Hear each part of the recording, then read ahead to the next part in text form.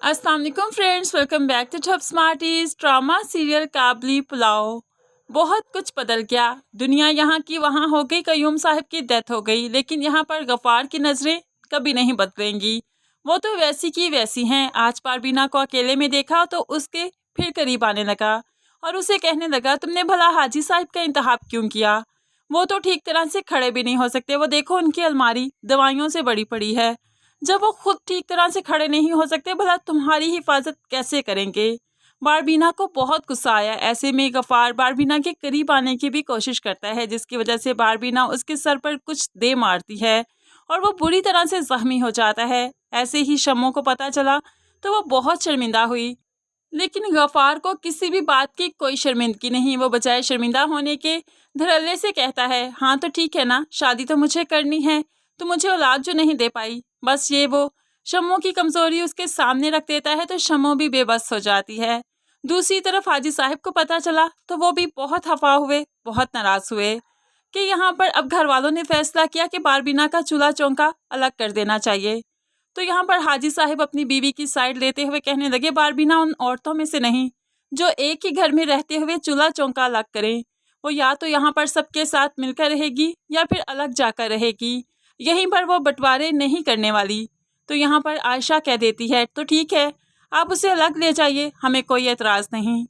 आज आयशा के मुंह से ऐसी बात सुनी तो हाजी साहब तो टूट कर रह गए। आयशा को उन्होंने अपनी बेटी के जैसे पाला था और उसे अब्बा जी ही तो कहती थी, और आज उन्हें ही घर से जाने का कह रही है।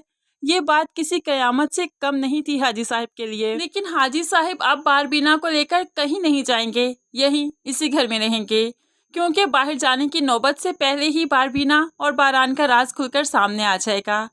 रमशा, जिसे चोट लगी थी, वो हॉस्पिटल में गई थी और वहाँ पर उसने हाजी साहब का फ़ोन अपने पास रखा था ताकि यहाँ पर बोर ना हूँ, साथ ही साथ कुछ ना कुछ देखती रहूँ।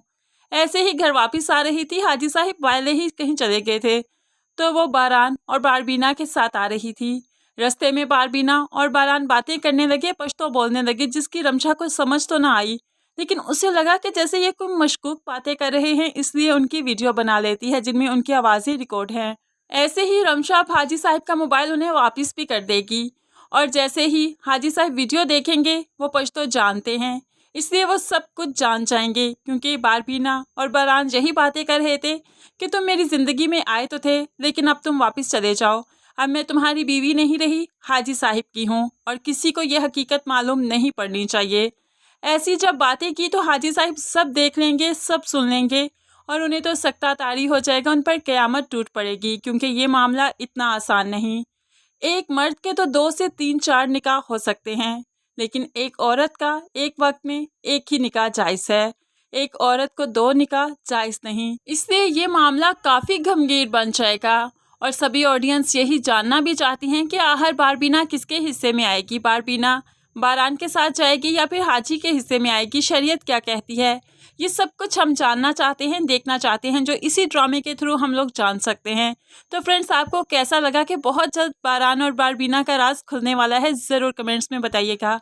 क्या आप मेरी प्रेडिक्शन से एग्री करते हैं कि नहीं, कि ऐसे ही इनका राज खुलेगा? ज़रूर बताइएगा। मज़ीद वीडियोस के लिए चैनल को सब्सक्राइब करके साथ बेल नोटिफिकेशन ज़रूर प्रेस कीजिए, ताकि आने वाली हर वीडियो बहुत आसानी से देख सकें। अल्लाह हाफिज़।